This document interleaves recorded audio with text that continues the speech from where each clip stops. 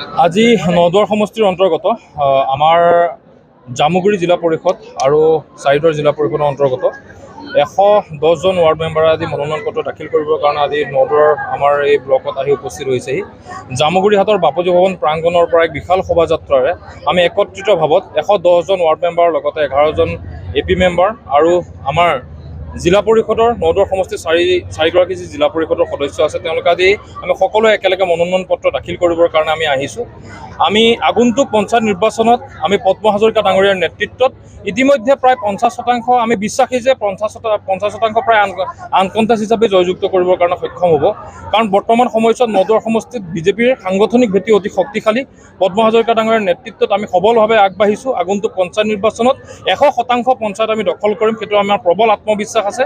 তৃণমূল কৰ্মীসকলে যথেষ্ট কষ্ট কৰিছে আৰু যিহেতুকে আমাৰ যথেষ্ট উন্নয়ন হৈছে হিমন্ত বিশ্ব শৰ্মা ডাঙৰীয়াৰ নেতৃত্বত, পদ্ম হাজৰিকা ডাঙৰীয়াৰ নেতৃত্বত। ইতিমধ্যে আপোনালোকে দেখা পাইছে যে আমাৰ এই মনোনয়ন পত্ৰ দাখিলৰ এই সময়ছোৱাতে বিভিন্ন ভাষা ভাষী লোকসকলে একত্ৰিতভাৱত আহি পেলাই আমি একেলগে আহি পেলাই মনোনয়ন পত্ৰ দাখিল কৰিবৰ কাৰণে আহিছোঁ। ইয়াৰ পৰা প্ৰমাণ হৈছে যে আগন্তুক পঞ্চায়ত নিৰ্বাচনত আমি 100% পঞ্চায়ত দখল কৰিবৰ কাৰণে আমি সক্ষম হ'ম।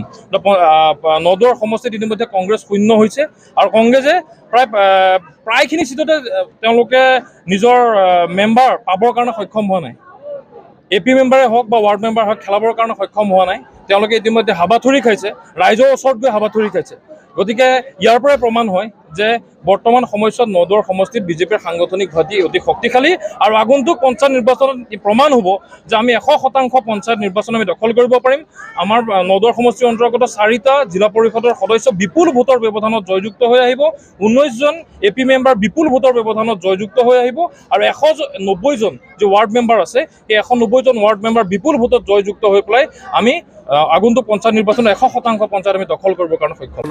প্ৰাৰ্থীক মনোনীত কৰিছিলোঁ, তেওঁলোকে আজি সকলোৱে একেলগে মনোনয়ন পত্ৰ দাখিল কৰিব যে আগন্তুক পঞ্চায়ত নিৰ্বাচনত অহা 2 মে'ত হ'বলগীয়া পঞ্চায়ত নিৰ্বাচনৰ বাবে আজি 10 তাৰিখে দিনটোত তেওঁলোকে মনোনয়ন পত্ৰ আমাৰ সমষ্টিৰ 4গৰাকী জিলা পৰিষদৰ প্ৰাৰ্থী, 19গৰাকী আঞ্চলিক পঞ্চায়তৰ সদস্য আৰু আমাৰ দলৰ প্ৰতীক যদিও নাথাকে 190গৰাকী আমাৰ গাঁও সভাৰ সদস্যই আজি মনোনয়ন দাখিল কৰিব।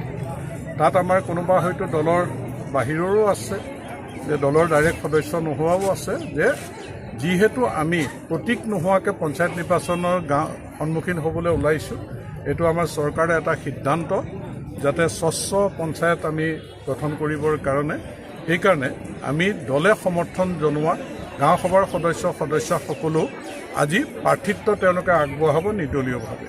গতিকে দলৰ প্ৰতীকত আঞ্চলিক পঞ্চায়তৰ সদস্য আৰু জিলা পৰিষদৰ সদস্যসকলৰ আজি মনোনয়ন দাখিল কৰিব। ৰাইজৰ বিপুল সঁহাৰি, দলৰ কাৰ্যকৰ্তাসকলৰ যথেষ্ট উৎসাহ আৰু আগতে আমাৰ 100% পঞ্চায়ত আমাৰ হাতত আছিলে স্থানীয় চৰকাৰৰ, এইবাৰো আমি 100% ৰক্ষা কৰিবৰ কাৰণে সক্ষম হ'ম।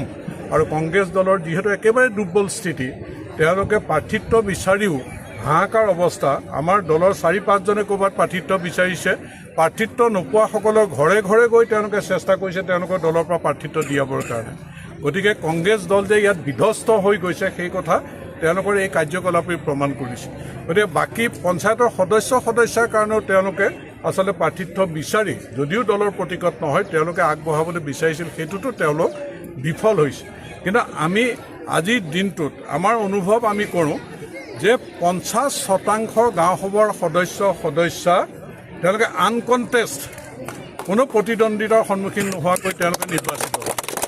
আৰু আঞ্চলিক পঞ্চায়তৰ সদস্যও কিছু প্ৰতিদ্বন্দ্বিতা নোহোৱাকৈ তেওঁলোকে নিৰ্বাচিত হ'ব। এইটো এইকাৰণেই যে ৰাইজৰ বিপুল সঁহাৰি আমাৰ চৰকাৰৰ প্ৰতি, প্ৰধানমন্ত্ৰী নৰেন্দ্ৰ মোদী ডাঙৰীয়াৰ চৰকাৰ, মুখ্যমন্ত্ৰী ডক্টৰ হিমন্ত বিশ্ব শৰ্মা ডাঙৰীয়াৰ চৰকাৰৰ প্ৰতি ৰাইজৰ যি আস্থা বিশ্বাস বাঢ়িছে আৰু জনসাধাৰণে যিহেতু আমাক বিশ্বাসত লৈছে, সেইকাৰণে আমাৰ যে স্থানীয় চৰকাৰ এখন হ'ব সেইটো কথা 100% নিশ্চিত।